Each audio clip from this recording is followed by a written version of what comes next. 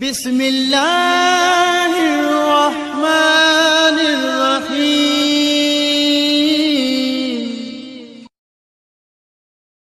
أعوذ بالله من الشيطان الرجيم بسم الله الرحمن الرحيم الحمد لله رب العالمين والصلاة والسلام على أشرف الأنبياء والمرسلين أما بعد بسم الله الرحمن الرحيم السلام عليكم ورحمة الله وبركاته नाज़रीन कराम असां तव्हांजे साम्हूं हाज़िर थिया आहियूं।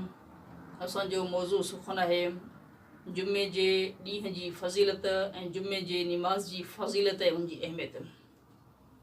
सूरह जुमा क़ुरान मजीद में सूरह जुमा में इरशाद थी रहियो आहे, ए ईमान वारो जॾहिं जुमे जे ॾींहं जे लाइ अव्हांखे सॾियो वञे त ख़ुदा जे यादि करण जे लाइ जल्दी करियो, पंहिंजे कारोबार खे पंहिंजे वापार खे छॾे ॾियो, इहो अव्हां लाइ घणो चङो आहे। ऐं जेकॾहिं अमीन ॼाणो त अज़न मोहतरम मुस्लमाननि जी इज्तिमा जा हिकु इज्तिमा जुमे जी निमाज़ आहे।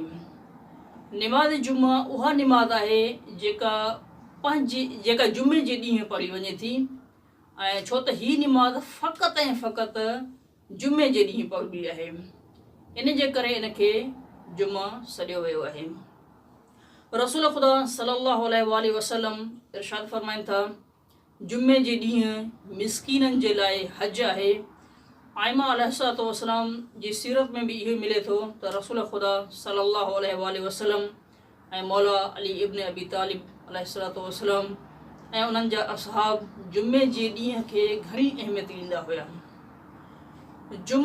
जुमे निमाज़ इबादत हुजण सां गॾोगॾु हिकु इज्तिमाही ऐं सियासी पहलू बि रखे थो ऐं मुसलमाननि जी वहदत जो हिकु ख़ासि प्रोग्राम बि आहे।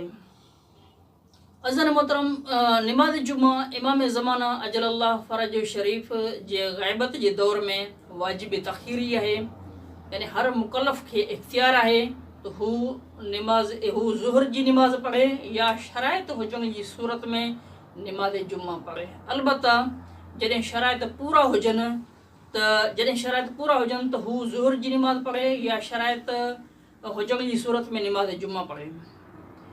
अलबत्ता जॾहिं शराइत पूरा हुजनि त एहतियात इन में आहे त निमाज़ जुमा में शिरकत करे, यानी जुमे जी निमाज़ ॿेपहरी जी निमाज़ खां किफ़ायत करे थी।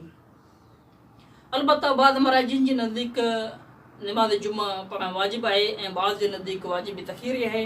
लिहाज़ा हर मुकल्लफ़ खे हर मुक़्तदी खे माना घुर्जे त पंहिंजे मर्ज़ फ़तवा जी तरफ़ उहे रुजू करे सघनि था। निमाज़ जुमा जी सही हुजण जा चंद शराइत आहिनि। नंबर 1, निमाज़ जुमा जमात सां अदा कई वञे, छो त निमाज़ जुमा जेका आहे उहा फ़ुरादा निमाज़ अदा न थी सघंदी। ऐं नंबर 2, निमाज़ जुमा जे लाइ घटि में घटि 5 ॼणनि जो हुजणु ज़रूरी आहे, 1 पेशमाम हुजे ऐं 4 मुक़्तदी हुजनि। अगरि इहे अफ़राद 5 अफ़रादनि खां घटि आहिनि त इन सूरत में निमाज़ जुमा नथी पढ़ी सघिजे। निमाज़ जुमा ऐं उनजी जमात जे लाइ शर्तनि जो ख़्यालु रखणु ज़रूरी आहे। लिहाज़ा हिकु शर्त आहे ऐं ॿी शर्त इहा आहे त इमाम ऐं मामूमिन जे विच में का दीवार वग़ैरह बि हायल न हुजे। ऐं टी शर्त इहा आहे त जेके शर्तूं हिकु पेशमाम जे लाइ आहिनि उहे सभु शर्तूं इमाम जुमा जे लाइ बि आहिनि। मसलन जीअं इमाम जुमा आहे उहो आदिल हुजणु खपे, आकिल हुजे, बालिग हुजे, हलाल ज़ादो हुजे ऐं बर्स ऐं जज़ाम जी बीमारी खां उन में मुब्तला न हुजे।